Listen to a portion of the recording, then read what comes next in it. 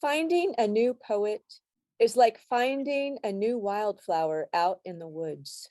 You don't see its name in the flower books, and nobody you tell believes in its odd color or the way its leaves grow in splayed rows down the whole length of the page.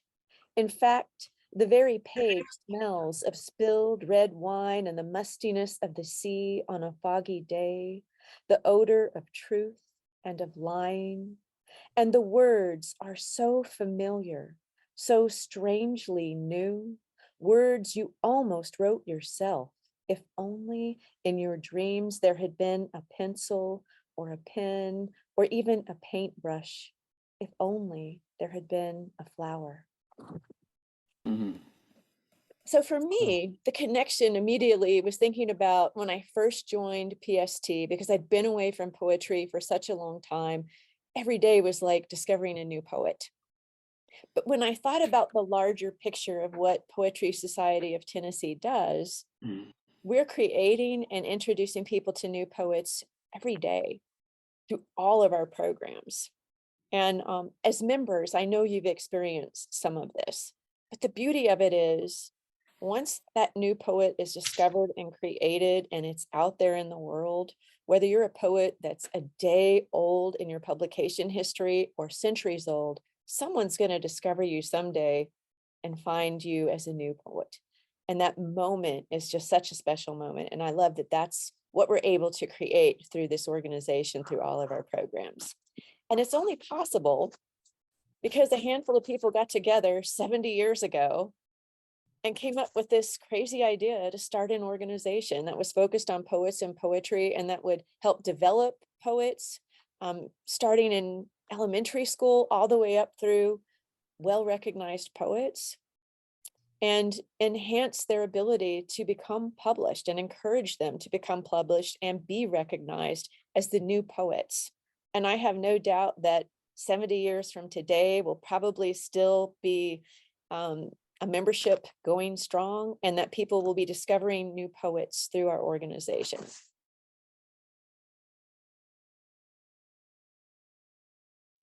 Let's go back to 1953. I don't have a great deal of detail about what happened. In fact, I don't even know when they first met, but I can tell you that their second general meeting was held on June 20, 1953. The charter had been drafted and they had signed it, and these 7 people became the first officers of the organization. Raymond McCarty was president. Charlie W. Sturm was vice president. Inez E. Anderson was the recording secretary. Cleo John Fox was the corresponding secretary. Margaret McCarty, who prepared the charter, was treasurer. And Kenneth L. Baudouin and Gordon Lockhart were directors. Can I interject something here? I knew all those people personally. Joanne, I would love for you to share some stories. By all means, go ahead. Well, I can't share a lot of stories, but Kenneth Baudouin was known as the poet of the river. Kenneth Baudouin lived a really simple class. Life. His poetry was outstanding. He wrote about the river. He wrote about nature. Raymond McCarty and Margaret McCarty were fantastic people. And Inez Elliott Anderson, also just a lady she was very exquisite. She was very, I don't know what term we just describe her. She had an attitude about her like the Statue of Liberty does. And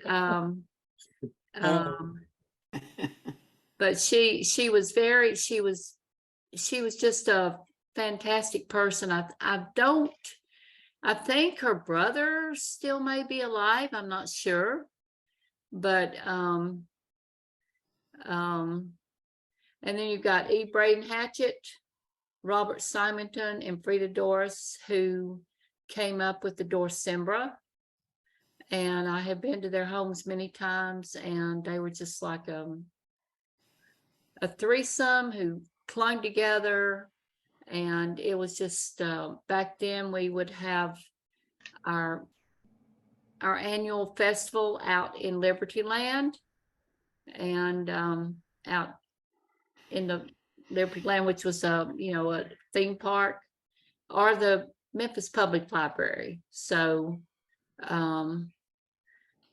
to me, they were just classy people. They were all great poets. Francis Cowden was another good poet. Mhm.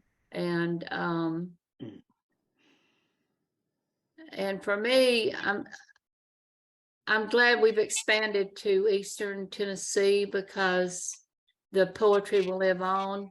Sometimes it breaks my heart because Memphis, some of the people are no longer there. And although I live in Kentucky, I remember so many good things. We used to have like 100 people come to our festivals every year. Wow. And for you all to celebrate the 70th anniversary of the Poetry Society of Tennessee, to me, it's really great.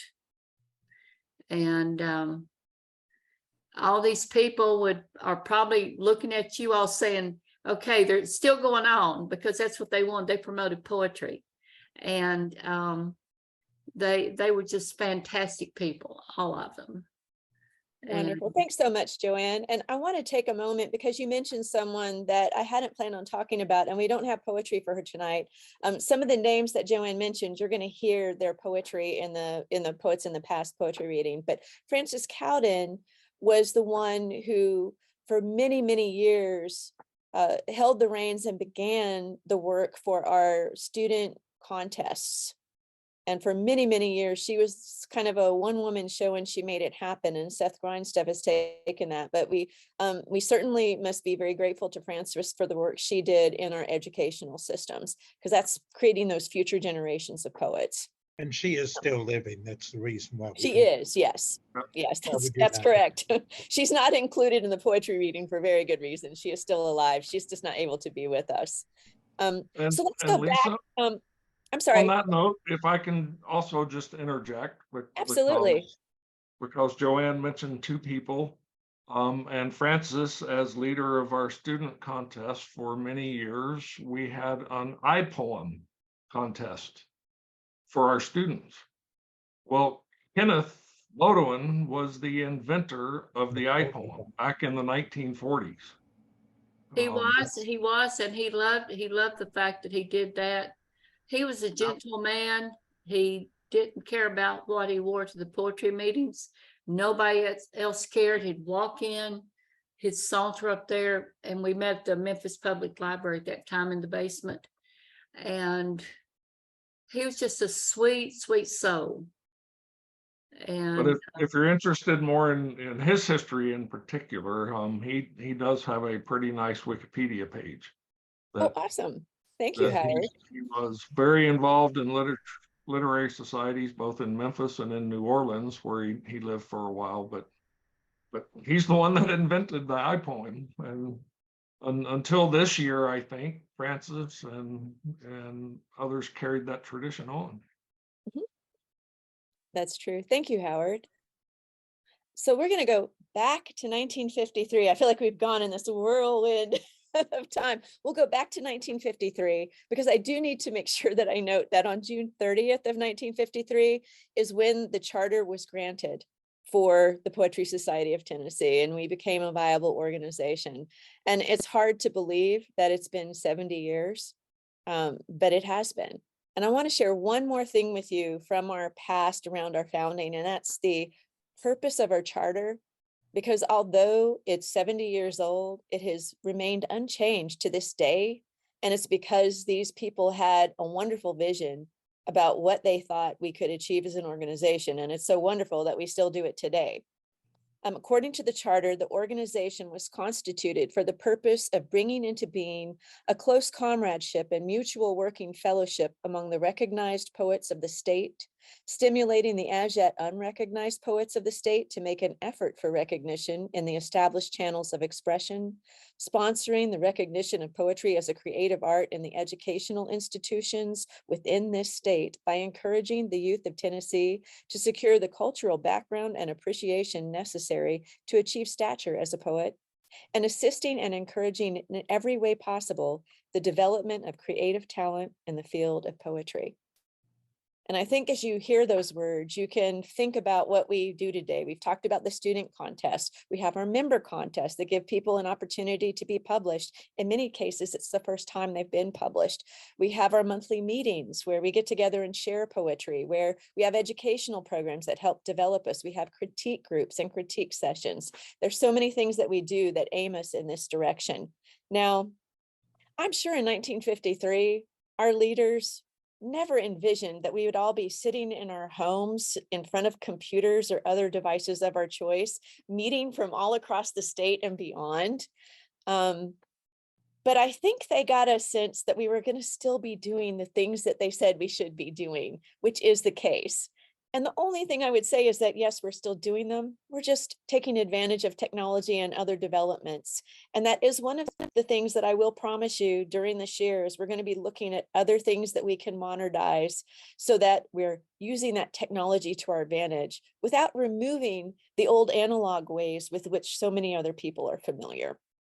I would like to note that today we are in a very private setting celebrating the society, but we are going to commemorate this occasion in a more public facing way. Following this meeting, we're going to have a press release go out to the press. And we're also going to be launching some new marketing materials, branding materials, specifically logos, banners, and so forth that go on our websites. And I would like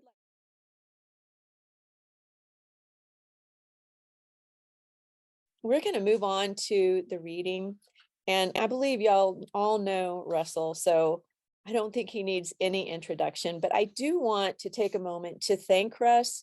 He pulled together all of the poems that are in this wonderful reading that you're going to experience tonight. He went through, I don't know how many anthologies and a couple of other books too, I believe, to come up with the reading. And I was just delighted with the poems when I saw them. And I hope that you will be as delighted as I was. Russell? Okay. We're going to hear today from 11 poets that are no longer with us. All of these people were very great supporters of the Poetry Society of Tennessee. 9 of them I personally remembered. The other 2 Joanne remembers, but I don't.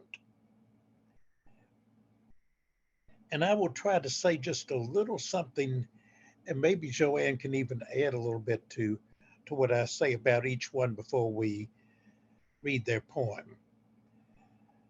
The first one this evening we're going to read is a poem by our founding president, Raymond McCarty.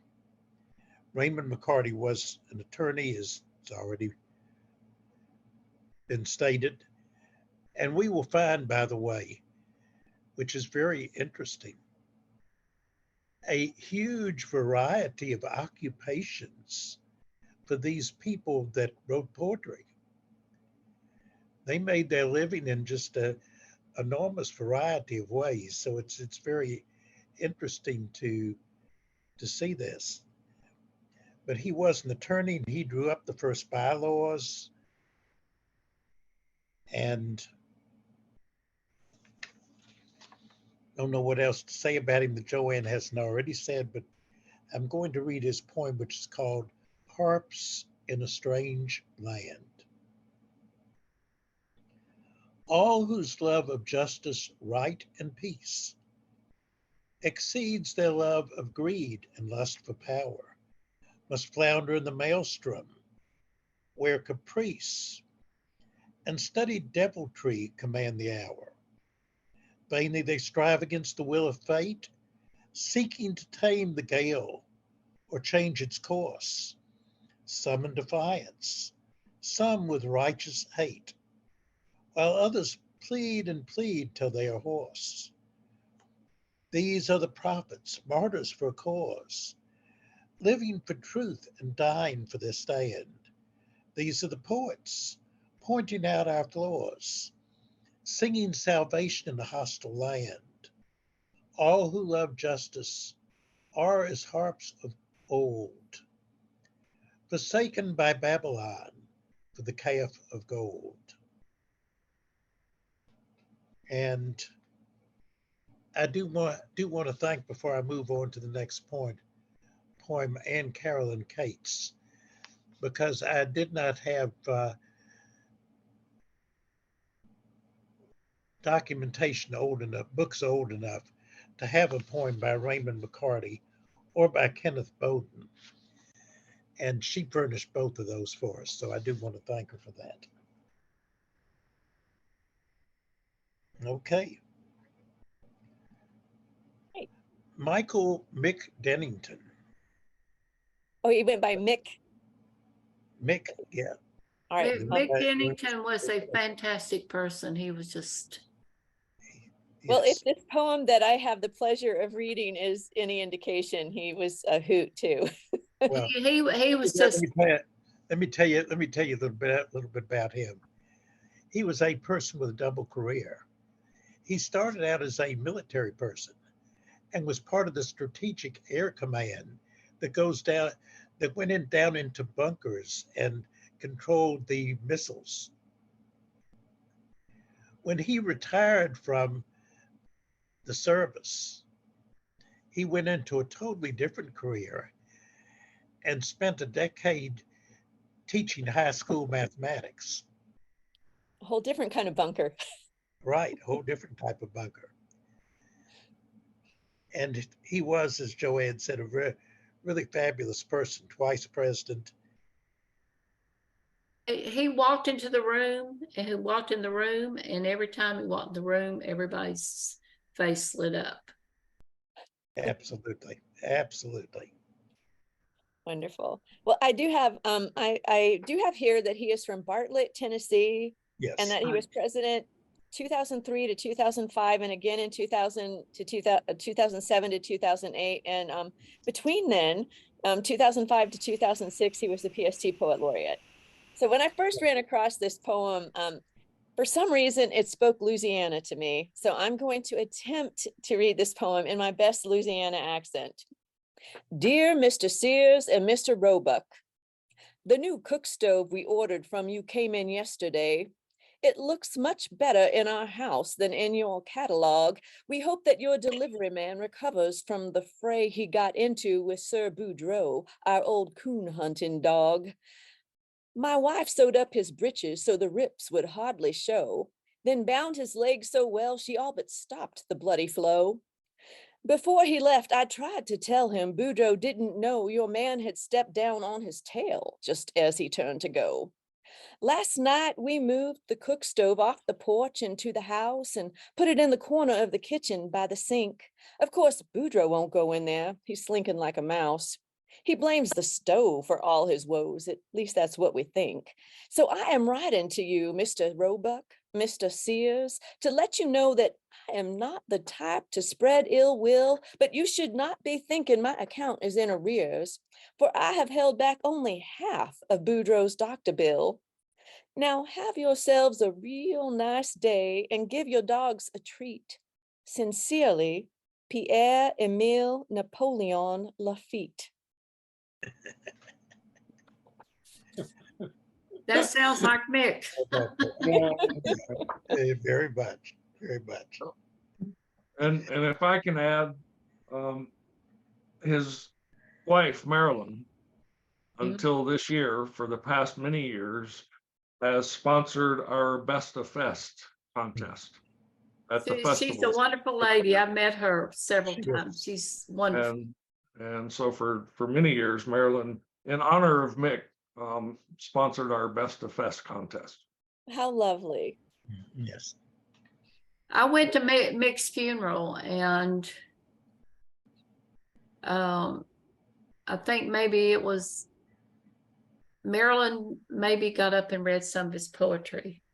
And it just turned my heart because he was such a wonderful person and a gentleman. And I'm sorry, a lot of my poet friends are gentle people, but I just love Mick to death. He's just wonderful.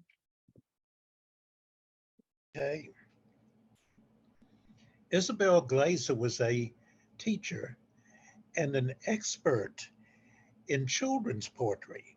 Now, she wrote all types of poetry, don't get me wrong. She wrote many different types of poetry, but she was a particular expert in writing poetry for young people. I don't think the poem I chose was one of those, but yet it shows the type of poet she was, and you can see how she would be a good person to write for young people. So, Rose? Yes, thank you. It's called Modern Times, Sometimes a Poem. When the TV sighed and called it quits, the computer crashed and hit the pits, leaving Rose with time for thought. The first time since two, not, and she began to pen a poem. But the dryer burned out in mid-spin and broke the mood that she was in. Next, someone wanted to trim her trees. She turned him down, though he said, please. Rose paused and paused and paused again, went back to her poem, picked up her pen and wrote, and changed the furnace filter. Wrote lines at length, but out of kilter. The copter that landed in her yard made total concentration hard. Not one to whine, nor yet to grovel. Rose changed that poem into a novel. Repaired, the computer found its wit, and she had pages worthy of it. Okay. Patricia Smith was a past president.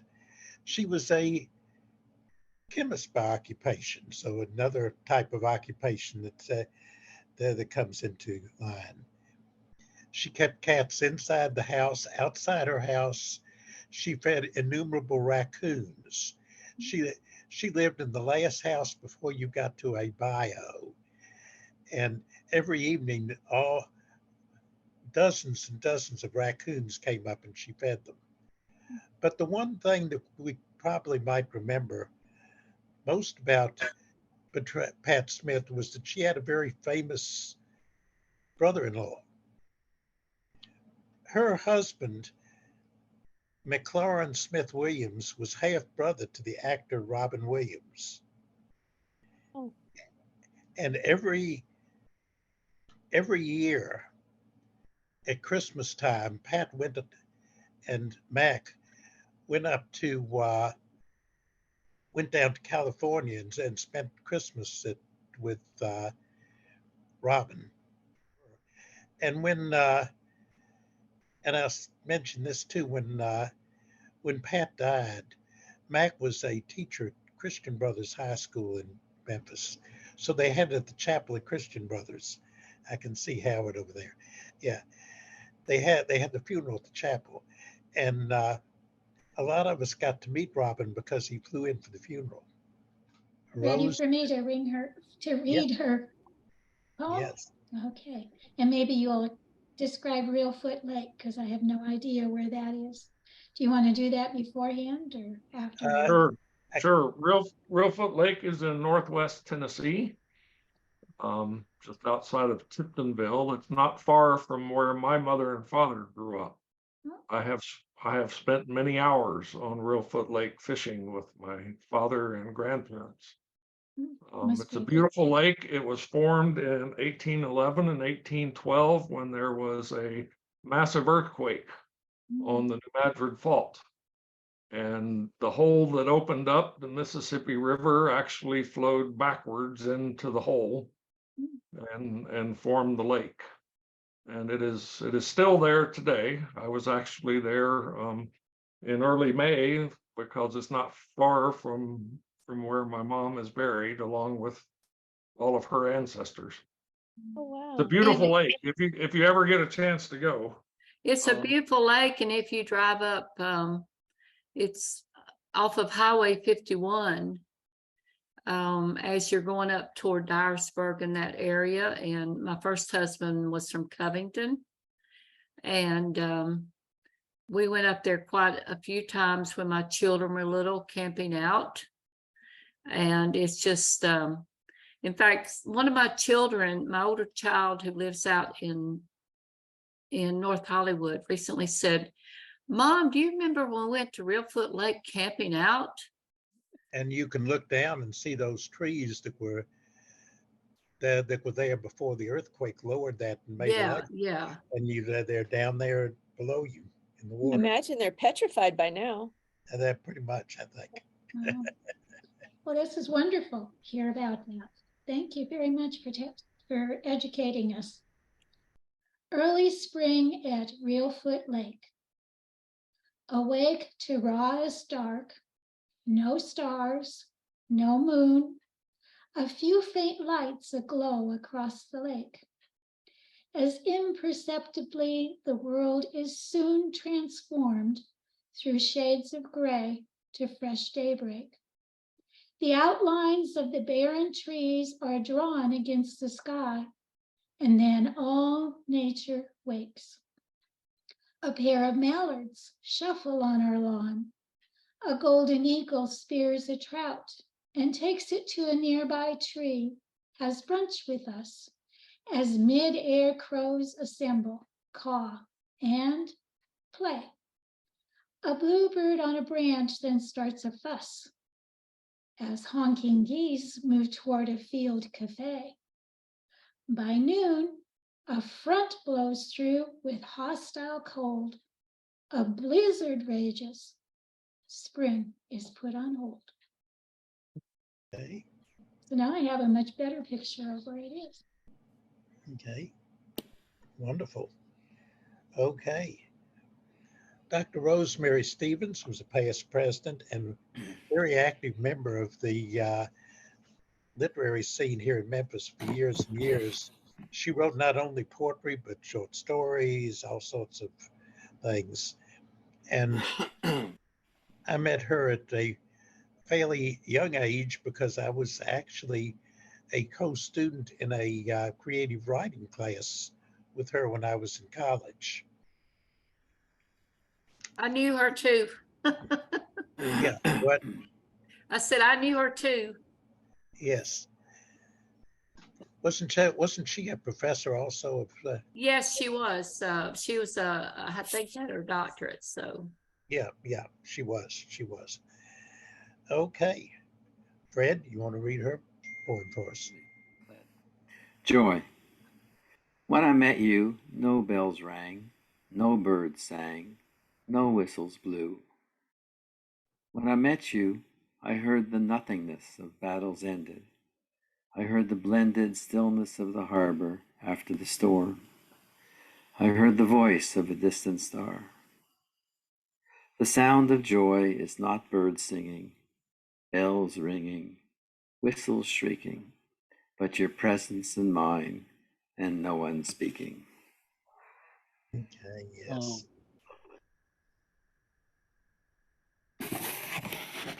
Sam Sachs was sort of, I don't know how to describe him. He was sort of a rascal. I can tell you about you, Sam Sachs. Yeah.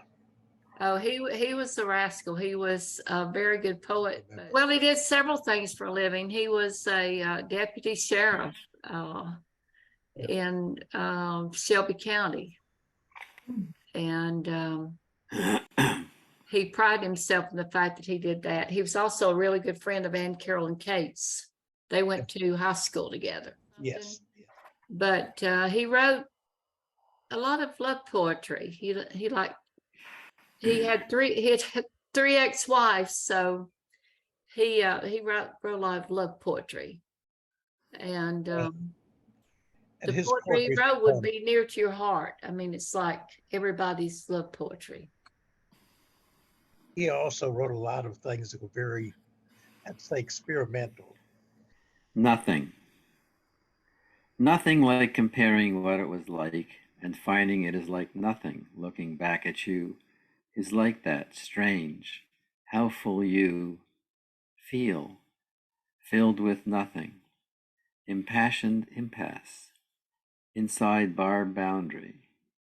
Nothing is horn of plenty, has titanic teeth, and bites harder than anything. Hey. All right.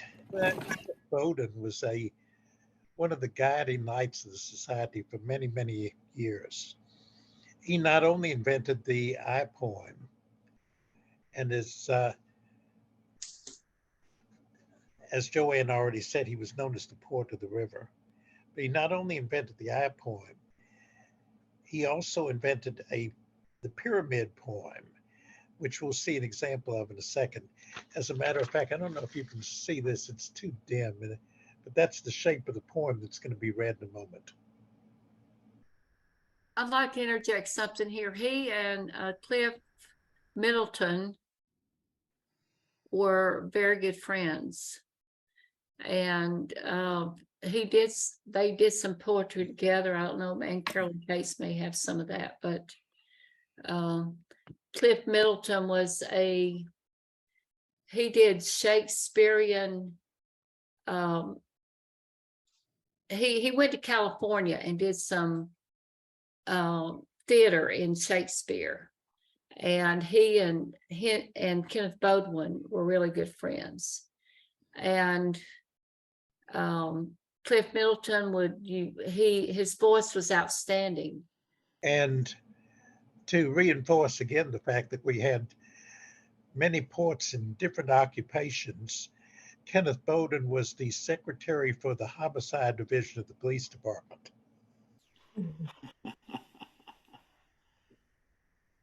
Russell, is it also, do I remember correctly that he wrote an entire book of those pyramid poems? Yes, that Yes, poem he did. Fascinating. that poem that I said to you came from that book.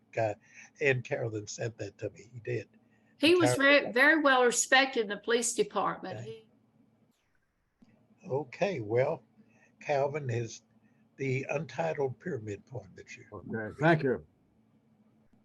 I say there must be something strange and wonderful the weary world can find to while the time away until ago is now again. And here is where bright meaning saves us again. And love is salvation, as we were promised so long ago in a galaxy far away. Hey, very nice. Okay. Fred Doris, you may remember, was one of the three poets that invented the Dorsimbra. I don't know much about Fred. I think she was a housewife. I'm not sure she was even employed there. Frida Doris, yes, she was a housewife, and Robert Simonton was he was in the school system of Shelby County. Yeah. He was on their board, and of course, Eve Braid Hatchett was. I don't know what her occupation was. Yeah, but she was a stay-at-home person, but she was one of my favorite people. And you go to her home, she makes you feel like that's your home. And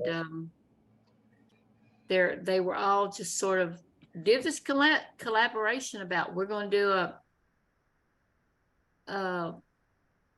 to come up with something in our name, so it's Dorsimbra.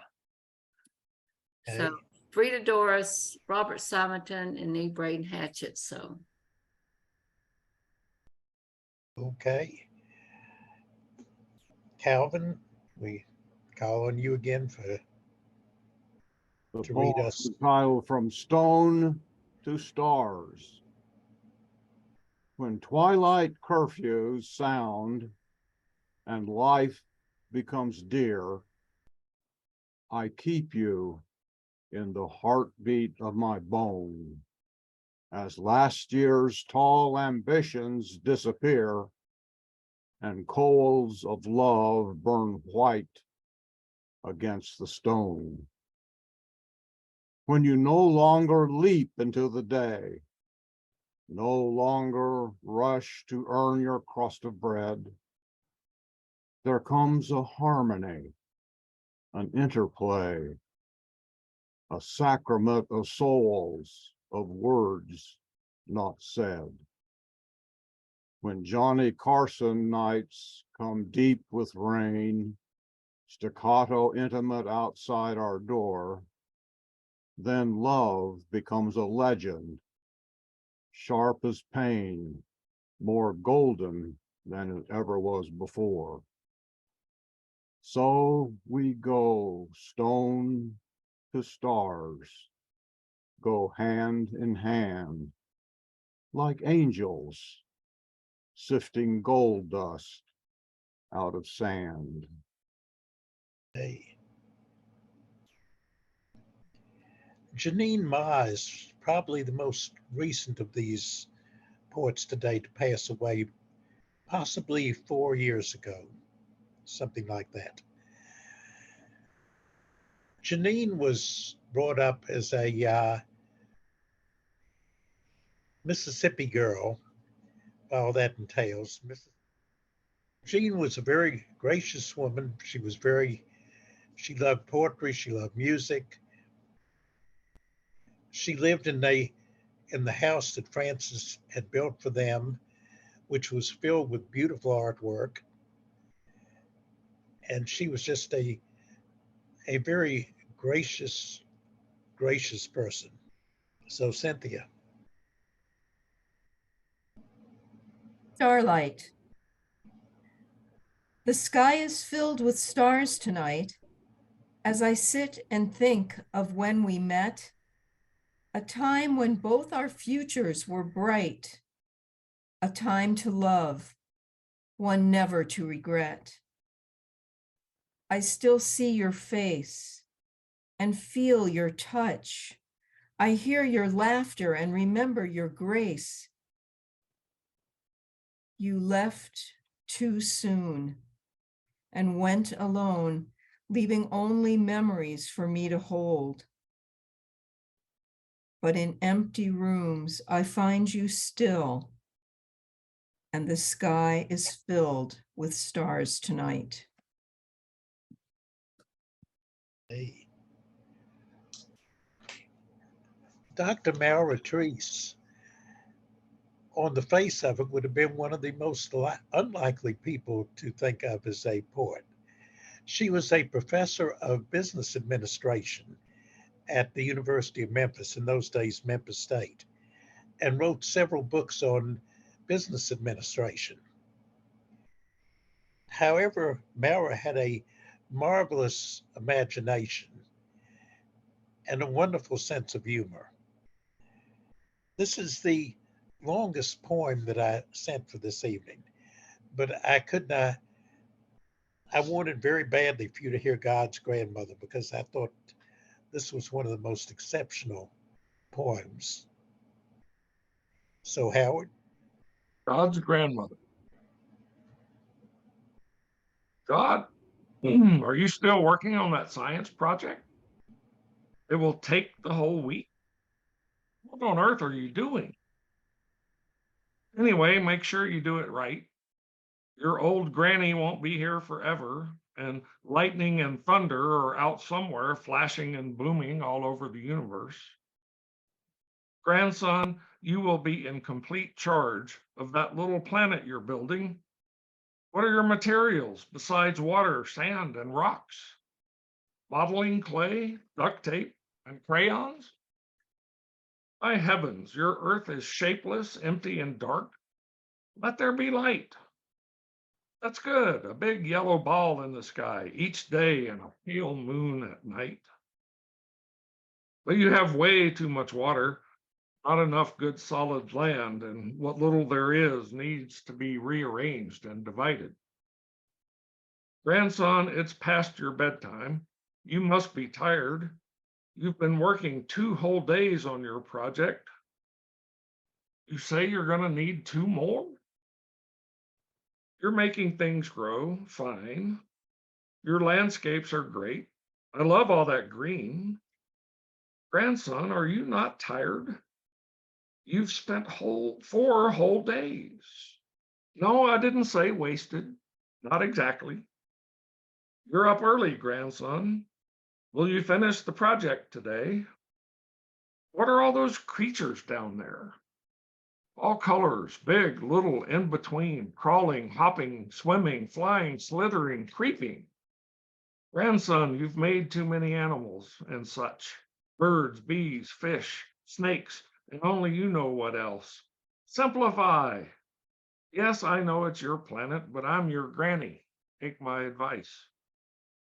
You finished another day of work? That makes 6. It's time to rest. Well, go ahead and show me what you've done. You've designed creatures you call humans, the smartest and the finest kind of all. Yes, I see them now, walking and talking, working, sleeping, huffing, weeping, killing animals and each other. Grandson, do you realize what you've done? Can't you look ahead and see the toil and trouble they'll cause? But they are kind of cute. They're about the same overall, yet each is different from every other.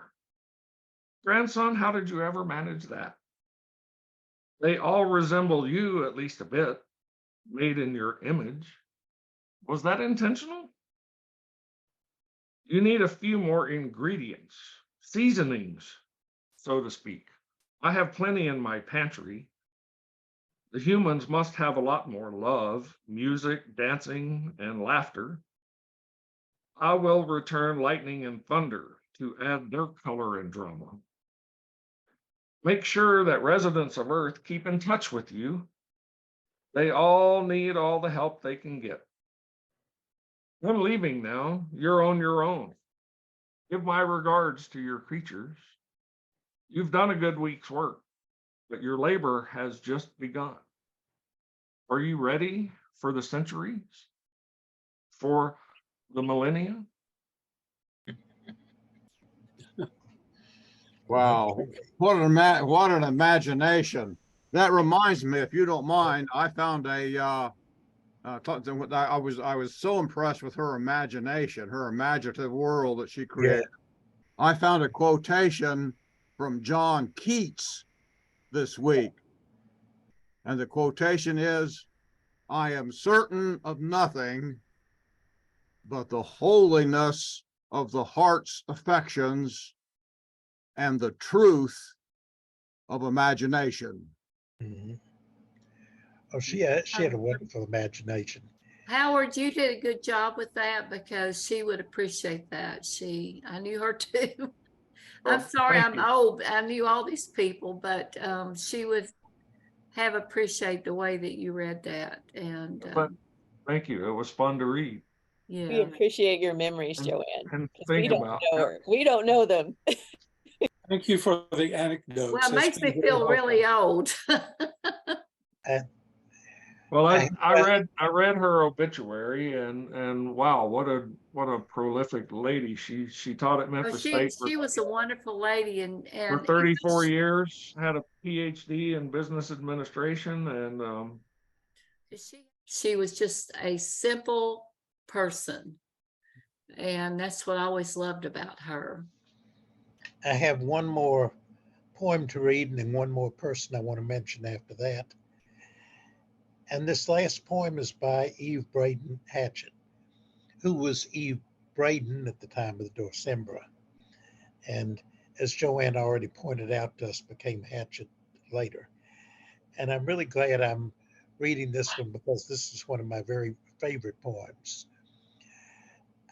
this came out maybe a year or two after I joined the society. And when I saw this particular poem in Tennessee Voices, I was just so, I don't know, impressed by it. I just really was. It's called like Milkweed Puff. We carved our names with the edge of a star on the face of the wildest wind, then fell into the eye of the storm in search of the rainbow's end. Sometimes we danced in summer rain, like laughing wood nymphs drunk on love, and threw soft kisses to the moon that hung like a golden coin above.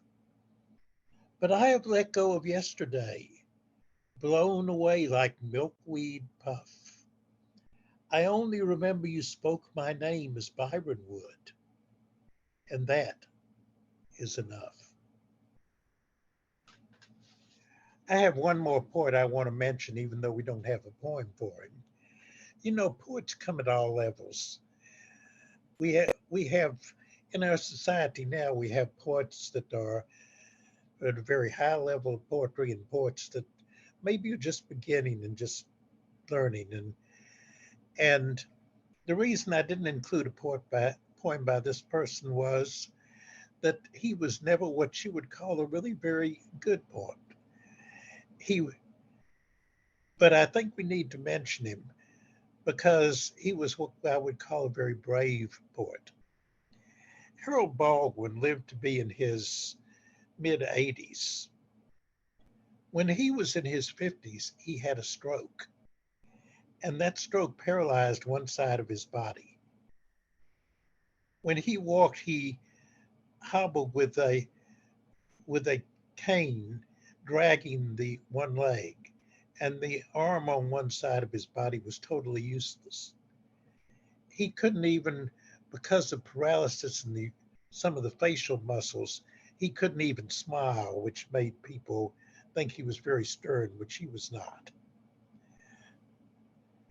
Harold attended every meeting for like 30 years of the Poetry Society of Tennessee.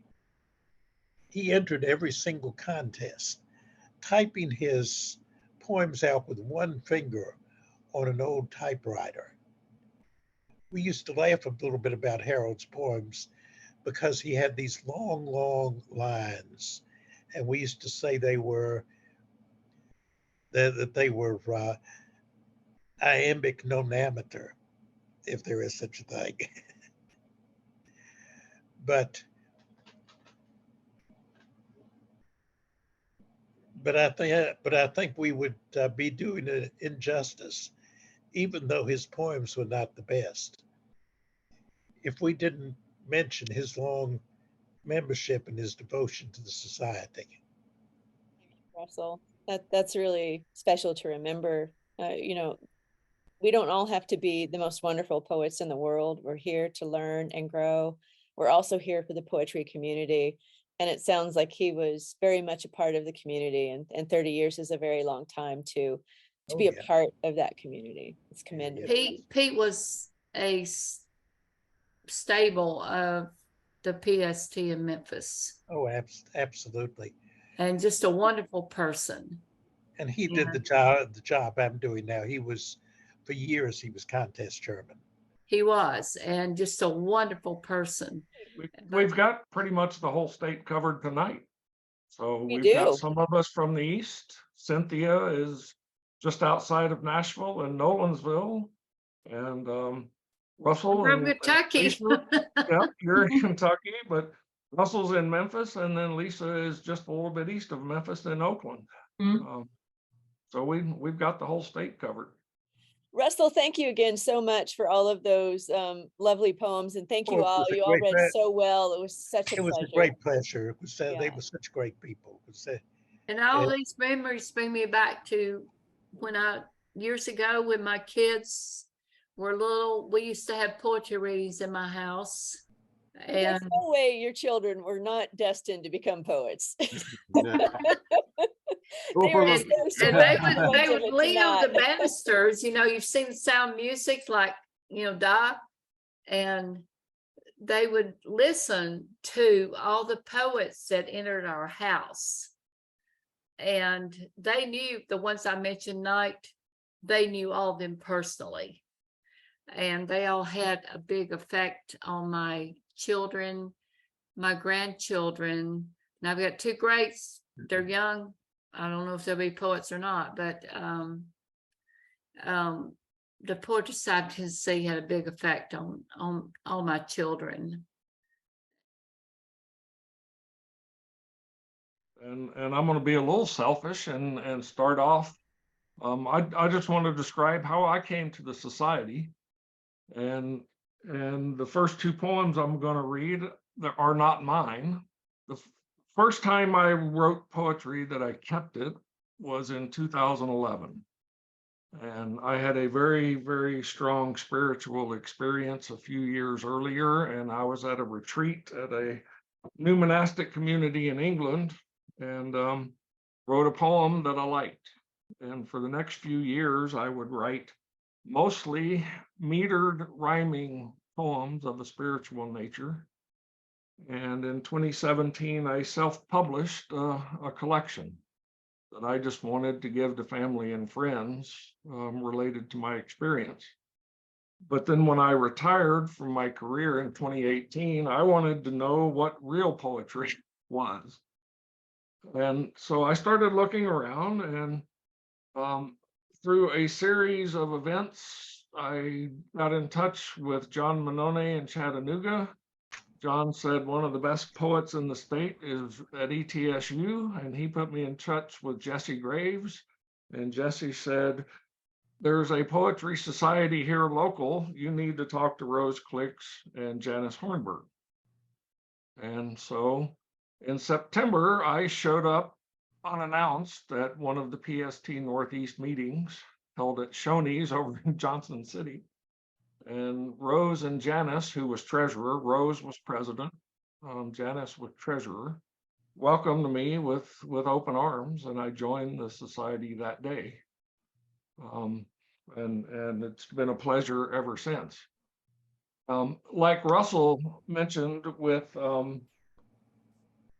Eve's poem, two poems that I read just after joining the society blew me away and inspired me to become a poet. The first one that I'll read, I don't know which order these were in, but it appeared in the 2012-2013 Tennessee Voices Anthology. Janice had won the September monthly contest that year. And it's a poem about 9/11 and a power jumper. And I read this poem and just almost went into tears because it's so emotional. And I want to read it here for you tonight. It is called Acrophobia. She always avoided ladders, glass elevators, the south rim of the Grand Canyon. Parents cajoled, but she never left the parking lot. Swooping like swallows, sisters flew off the high dive while she calculated cautious laps across the shallow end. Falling in love was a metaphor that sweated her palms. Airplanes provoked panic. Yearbook photo caption, most likely to keep both feet on the ground. Data cruncher at Cantor Fitzgerald, she played it safe. Business suits and sensible shoes, wall-hugging cubicle, far from plate glass panorama. One cloudless morning, thunder struck. Through blinding reek of jet fuel and scorched flesh, she stumbled to stairwell inferno. Nowhere to go but up to the light. Through the tower's broken facade, liberty beckoned from the harbor. Helicopters spiraled like wasps, defending a damaged nest. Fabric melted into flesh, singed scent, reminiscent of ironing day. Fearless, she kicked off her shoes and soared into freedom. So Rose published a collection in 2012 called Pastiche of Poetry, where she published all of the poems she had written from the 1960s to the early 2000s in alphabetical order in 2 volumes. It's quite an amazing collection. And when I got my copy of the second volume, this poem just hit me again like a ton of bricks. It's called Pruning Rose. Roses thrive with careful pruning, send out shoots a foot longer than the ones cut off. Then their blossoms blush with a youthful newness. With my doctor's help, cancer pruned me. They stripped away my control and attempted a complete removal of my dignity. They replaced my once noticeable femininity with long scars and promised to rebuild my breasts after my physical healing was complete.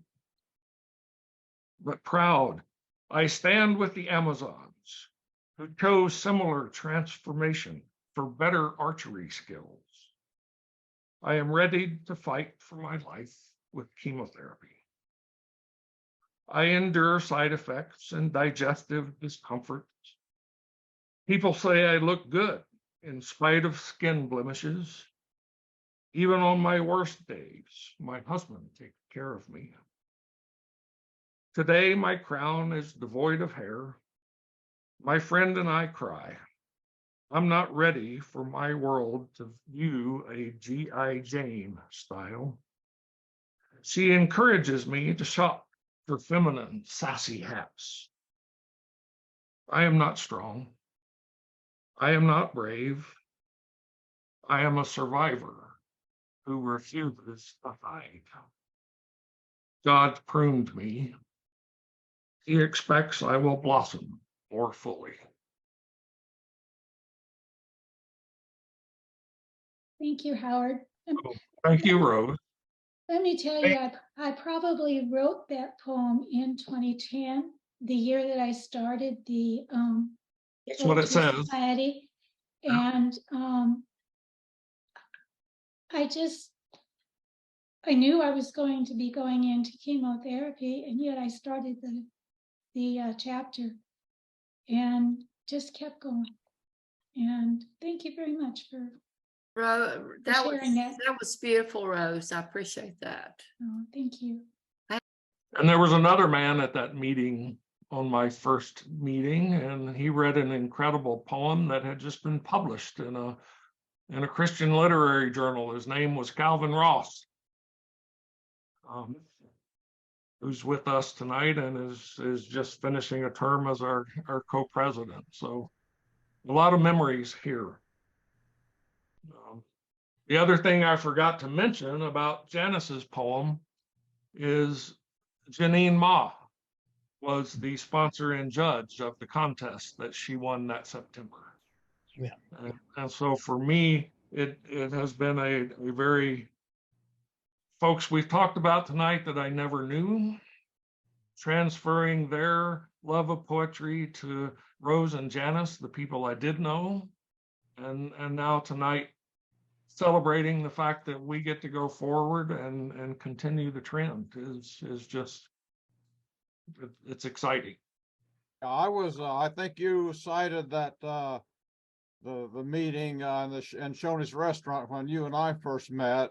Yes. And I think, and Rose was the president for our chapter, was presiding, and you had, I think, was at that meeting that you were either coerced or volunteered after you'd been coerced to be chair of the membership committee and treasurer. And then Rose got behind me and twisted my arm to become the vice president. And so I think my comment at the time was, I know I shouldn't have attended this meeting. And I said, well, if Howard can take on membership and finance, I can take on vice presidency as long as it doesn't expect anything afterward, which it did. A year and I became president of the chapter. You know, but it makes my heart proud that you all are carrying on this tradition. And I know others have poems they would like to share, and Lisa sent one in, Lisa Riley, that Okay. I'll invite you to go next. I started writing when I was in grade school, and I really didn't even think about writing, but a teacher saw something in me and she sent me to the wordsmith writing competitions at Memphis State at the time, and I was in 8th grade. And then that kind of ignited something within me, but then I didn't write again for a really long time until the pandemic.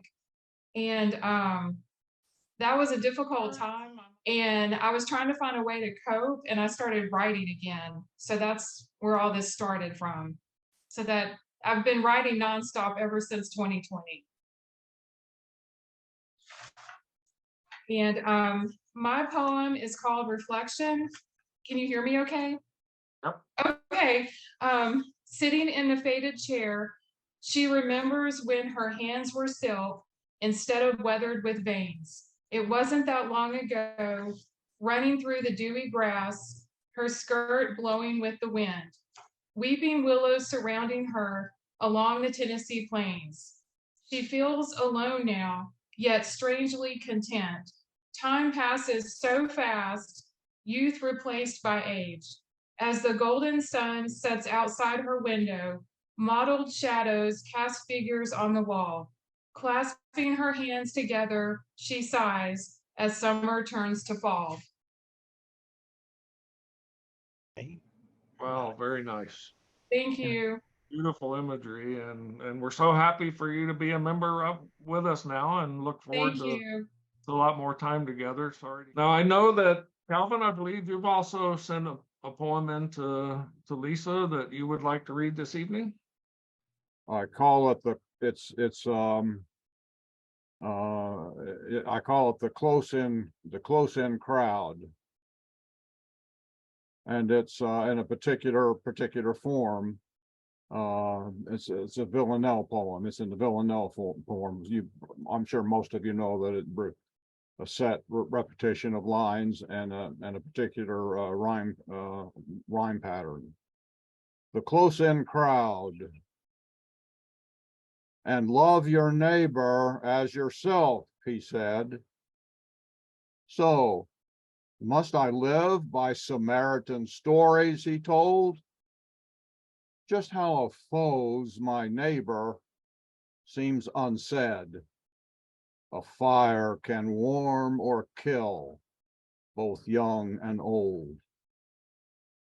So must I live by Samaritan stories, he told?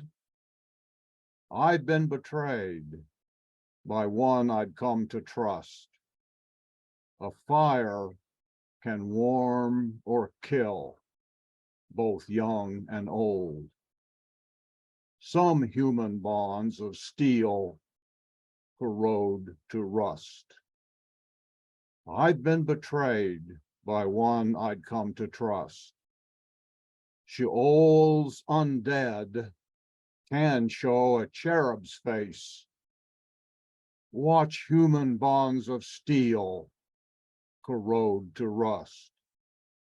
Ones I've hurt have turned to me with grace. Sheol's undead can show a cherub's face.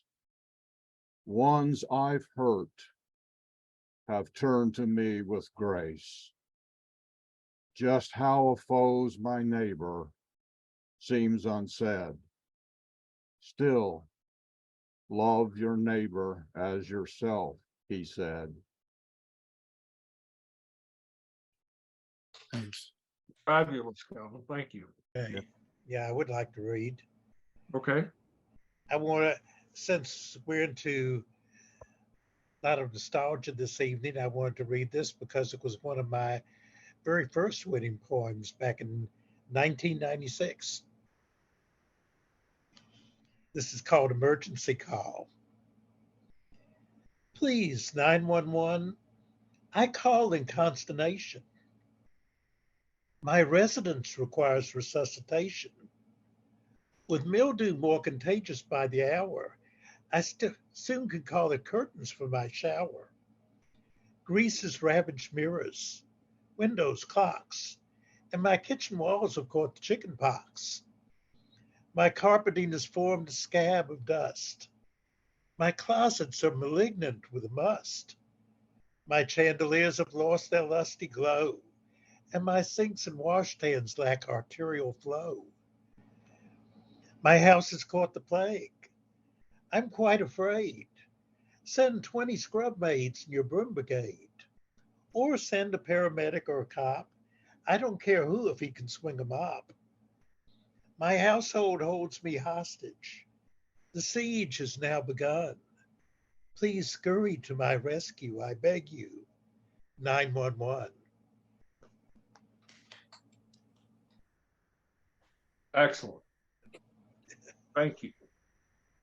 And before another reading, Cynthia has asked in the chat a question that I want to address. What's happening with the Tennessee Voices anthology? And the answer is we were waiting for the May contest to be announced because that is the last contest of the year. We now have all the poems from the call for submissions and all of the monthly contests in hand. And we will begin compiling and editing very soon. And I am very hopeful that we will have the anthology ready for publication by mid-August at the latest. Does anyone else have a poem they would like to read? I have a couple poems, well, from the last workshop, I think, or it talked about writing an ode, and there was also the idea of writing to something that was non-existent. And so I took those, and here's what I came up with. Maybe I'll read the non-existent one first. Does everybody remember what I'm talking about? Yes. Okay. To the non-existent parent licensing bureau. So I passed the physical and the non-existent written test, and you licensed me for 2 kids, now grown. I wish I'd received training on how to wrangle infants into snap sleepers at 2 a.m., toddlers into nap time, first graders into tie sneakers, teens into compliance, young adults into wisdom. Could you write a manual for those? Or at least make a YouTube video? Most of all, I wish you told me that magic span when they listen, when they think I'm next to God and always right and know everything, that's the briefest time, only a couple years, and giving me a warning that it's also when the job needs me most, when the opportunity to climb comes storming, right when they win that track medal or that spelling bee or have a ballet recital or hit that home run that I may or may not see because I'm too busy, too tired, too occupied. You should have told me what lines I'd lay down then, the stone traces that will last into their adulthood, which can't be erased. So now that when I have the time and my work is over, they are stuck on that same carousel, sidetracked, overworked, underslept, and my voice now is just another in their cacophony of clamoring needs. Sweat-stained, tear-stained, crumpled, folded, wrinkled, torn and taped, well-greased and bloodied. Oh yes, I still have that permit. There's no expiration date. Fabulous. I really like that. Fabulous. Fabulous. If you would allow me, my other one Absolutely. is an ode to my brother, who, like my father, knows everything. How do I paint in corners or paint the ceiling without touching the walls? Oh, Dad, you knew everything, but so do you, my brother. You who share the same name with our father, Joseph, meaning God shall add. Your fingers are long and freckled like Dad's, strong and smooth, knowing without seeing which wrench to reach for, how any motor should sound, which solvent to use, how to clean anything, how much water the lawn needs and when. What shrub is that? How to fish and how to clean them. Where the ducklings hide, how to drain a water heater, when to replace tires. You and Dad were yin and yang, bitter enemies, violent enmity, straight-laced versus primordial chaos, until that motorcycle crash nearly took your life. You both reassessed an evolution, in many ways the same reflection in different generation. Much later, it was you who held his hand, praying with him through that final door and ushered him to eternity. God added when I named my son for you both, because you know what matters. Beautiful. Thank you very much for sharing both of those. Wow, thanks. I'd like to share one with you if you don't mind. Those of you that know me well know that Rose is not really my first name. It's my maiden name, my maiden surname. And this is in memory of my brother, James Orion Rose, who died in 2009. And it's called Gift of the Eagle's Feather. And I just want to tell you too that it won first place in the 2008 Mid-South Festival. And the prompt was feather. So this is what came from that prompt. Traveling I-90 West, I packed my brother's remains home to the Black Hills. His simple urn was filled heart heavy with wishes of unfulfilled purposes. He'd become Indian in his 40s. I found no genealogy to prove him right. Still, his smoke-wrinkled, toothless face smiled. His gray hair grew long braids. He drummed in tribal circles and displayed a turquoise amulet on his chambray western shirt, snapped with pearl fasteners. Insistent he was Indian from any tribe. I pulled to the highway shoulder and stopped. Childhood memories filled my eyes. I imagined hearing a mournful chant around a pine log-scented fire. The eagle feather drifted, settled directly on my windshield. I stopped myself short from turning on the wipers to sweep it away into the night. I looked over my shoulder, plucked it quickly from the wide wiper blade, and laughed at my strict caution. No chance anyone saw in the dark. I knew only verified Indians are allowed possession of an eagle's feather.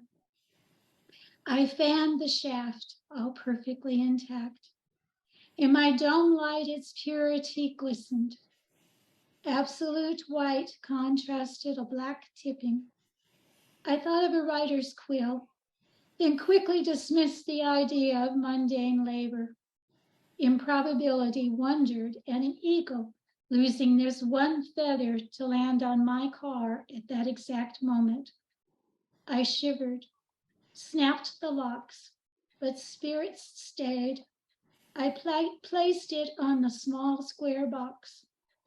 The closer I came to the black heels, the more naturally the feather rested on the urn. This was a gift, not to me, but to my brother for honoring his imaginary ancestry. You won't tell. I buried the eagle's feather too. It was a gift, not to a Native American, but to an American native who honored traditions I can only wish I understood. Well, thank you very much for sharing that. Sure. And first of all, I want to say how much I've appreciated what's been shared here already. It really is touching, and also I really appreciate the kind of understanding that it's given me in terms of just the anecdotes of what people remember. And it also strikes me how much a lot of what I write is about trying to figure out how to cope with things. And this poem I want to share is written about myself and all the other men, I guess, who in this world who struggle with getting in touch with their inner self. But it's entitled event. So, Song of the Stones.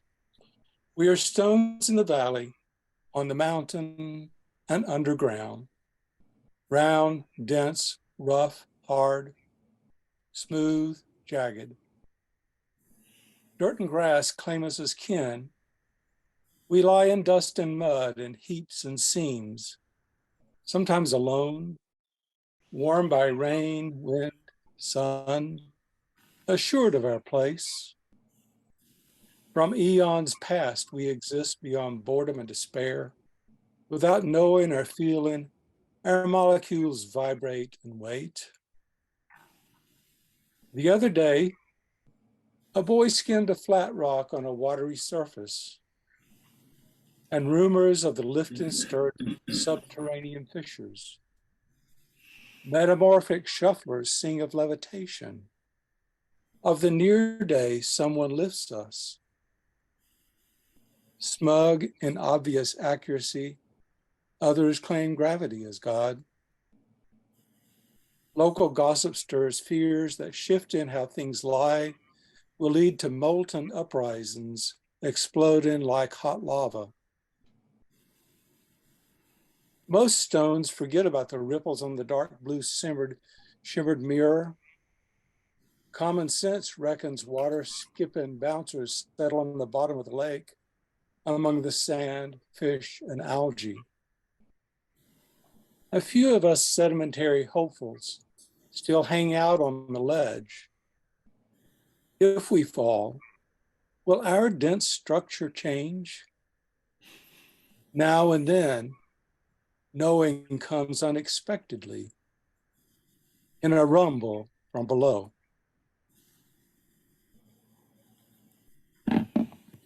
Very nice, Jerry. Thank you. Yes, Jerry.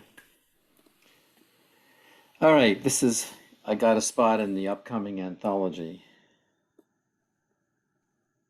Chicken in a Shoebox. A couple of you have heard this already. We cannot cure the world of sorrows, but we can choose to live in joy. Joseph Campbell. I am 8, walking to the picnic grounds. The 53 Buick parked in a dirt side road, somewhere in southern Quebec near Saint-Sophie. Late spring with enlarged days, fresh fallen snow of apple blossoms. We find a table. I unwrap the shoebox, pare the wax paper, reveal the gift. The smells arrive: oregano, paprika, pepper, fresh fried crispy treats. We chew still warm pieces and eat. I taste home, sitting on an old fireside chair that fits in the right places. Sides of potato salad, tomatoes, salad greens. It is mother's best happy meal. After, I play catch with my brother and father, like an ancient blood ritual that connects cells, holier than dessert unless it's apple pie with a wedge of cheddar on top. It's not about the chicken. It is not about the shoebox. It is the best you can experience in a home, lucky enough to feel secure and loved, owning your childhood. I Thank you, remember that, Fred. Fred. Thank Worth you the for wait. sharing. Yeah.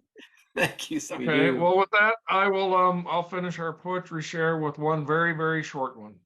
It's also the first contest in PST that I won. The first time I submitted to the festival in 2019, it was the Joan T. and Sharon B. Strauss Award. Sponsored and judged by none other than Russell Strauss. And two things for me were very special. Number one, winning a contest that Russell judged. And number two, second place was Rose Klitz.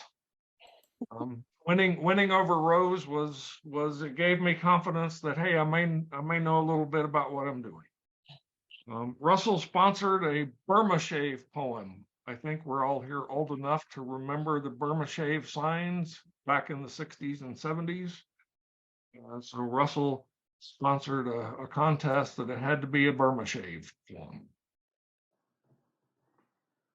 Too slow in the fast lane, never moved over.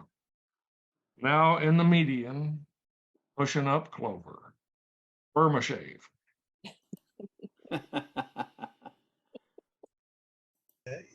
So with that, we will hand it back over to Lisa for talking about our time capsule. Wonderful. Thank you so much, Howard, and thank you all for sharing your poetry. It was really a delight.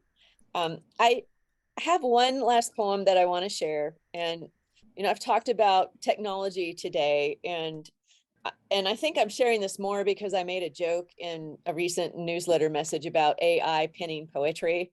So I put Bard to the test. And this poem resulted from the following request to Bard: draft a poem about Poetry Society of Tennessee's 70th anniversary. And here's what he came up with, or it came up with, I don't know. 70 years of poetry, 70 years of poetry, 70 years of rhyme, 70 years of poets sharing their thoughts and time from all walks of life. Got that right, didn't he? From all corners of the state, poets have come together to celebrate the art of verse. Through good times and bad, through joy and sorrow, the poetry of Tennessee has been a constant source of inspiration. So let us raise a glass to the Poetry Society of Tennessee. May they continue to thrive for many years to come. Here's to 70 more. Not Wait, bad, but did you say that AI wrote that? yes. Wow. And how long did it take AI to write that? About 5 seconds. Did you have to put in some sort of clues? Just exactly what I said. Wow. Write a draft a poem about Poetry Society of Tennessee's 70th anniversary. And boom, there it came. Oh my gosh. I don't think we have to worry about humans being replaced, however. We'll move into the time capsule. We thought it would be a really good idea to create a container to encase our history. And certainly as we've gone through trying to find that history, it told us that we need to do a better job of getting it encapsulated. And so this is just the beginning, and we'll continue to work year over year to get more of our history collected. But for today, and we're not going to put this in something and bury it in the ground because it's going to pass hands president to president until we open it again. But it's going to be kind of hard to see. But instead we have this snazzy little file that has combination locks on it, and we will seal it on June 19th. So I did want to say, before I get to the physical documents that we're going to put in, anyone who shared a poem today that did not get a chance to email it beforehand and would like to, if you could email it to me by June 18th, just up to midnight's fine. and you could cheat a little and get it like the 19th in the morning. I'm going to be putting all of the rest of those into the time capsule, and then I'll seal it up on the 20th. So just send it to poetrytennessee@gmail.com and maybe put subject time capsule on it so that I know to grab it. That would be great. So, you know, if we were in person, well, probably half of us wouldn't be in the room. So it's a good thing we're not. But if we were in person, we would be, people would be bringing documents to be put into the capsule. So I'll do my best to do a facsimile thereof. And I'd like to start the ceremony by reading the first paragraph of a letter that I've drafted for the future PST leaders, members, and friends. On June 15, 2023 at 7:30 p.m. Eastern Time, Poetry Society of Tennessee, PST, members and friends met virtually to celebrate the Society's 70th anniversary. The celebration included a ceremony in which we placed the following key documents and mementos into this time capsule to be opened in 2028 for PST's 75th anniversary. So, I accept from the Communications Committee a press release, which will go out immediately following this meeting. I present a program and the opening poem, A New Poet by Linda Paston.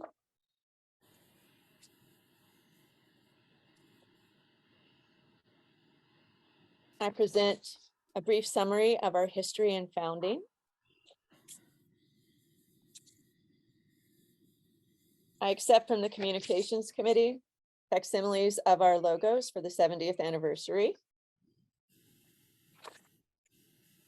I accept from Russell, with thanks to Russell and all of the readers, the reading order and the poems that were read in the Poems in the Past segment of the evening.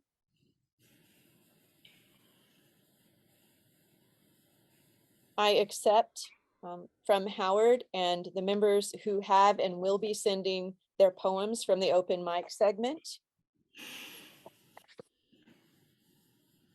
I accept from the board a copy of the original and a charter and the current bylaws. I further accept from the board a list of the PST presidents from 1953 to present and the PST Poets Laureate from 1975 to present. I accept from the treasurer membership chair and the financial report end of year for year 2022, 2023, and the current membership list as of May 19, 2023. I accept from the Communications Committee a list of the links to our website, Facebook page, blog, and heritage links from our chapter, some of which are still active, most notably the Facebook page for Knoxville. I also present for inclusion a copy of our most recent anthology, Tennessee Voices 2021-2022. And also with thanks to Bill Hill, who is not only a president for PST West and PST, as well as co-president last year, but is an artist whose work graces not only this anthology, but many of our others. And finally, I would be remiss if I did not include this. And I have no way of getting the original. I'm not even sure if the members of the Memphis bunch, as I shall call them, even know where it is, but they had a very unusual gavel that they used for many years, and I felt we needed to represent that. So I am placing a representative meat tenderizer gavel into our time capsule in memory of that delightful and quirky poets are off kind of thing. We did have that. So I thank you all, and I should note that we have also digitized these documents. So not only do we have a physical copy, if something ever happens to the physical copy, well, we can't replace this, but we do have a photo of it and a photo of the anthology and all of these documents in our Google Drive under a folder called Time Capsule 2023. under our PST history.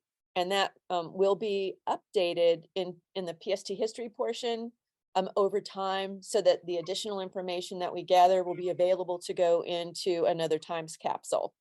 And I would like to share with you the final paragraph of the time capsule letter. Some of us celebrating today may still be a part of PST in 2028. Some may have passed, and others may have moved on to other interests or obligations.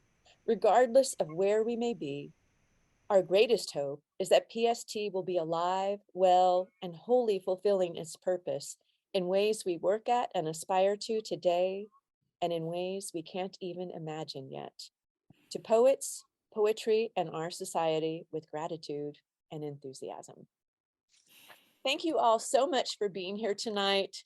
It was such a fun evening. I appreciate you all so much for being part of it. It was such a pleasure to hear you read the poems of our predecessors and your own work. And I am so excited for what we can create together this year and beyond. Thanks again so much. Have a Lisa, wonderful. thank you for all the hard work you've put into making tonight very special, as well as making our new year very special. So Oh, thank thank you you all very so much. much. Thank It's you, very Lisa. much a team effort, and Thank you. it's just really been fun. I love working with all of you who made this possible, and I'm really looking forward to the rest of this year. Have a wonderful rest of your Me too. night.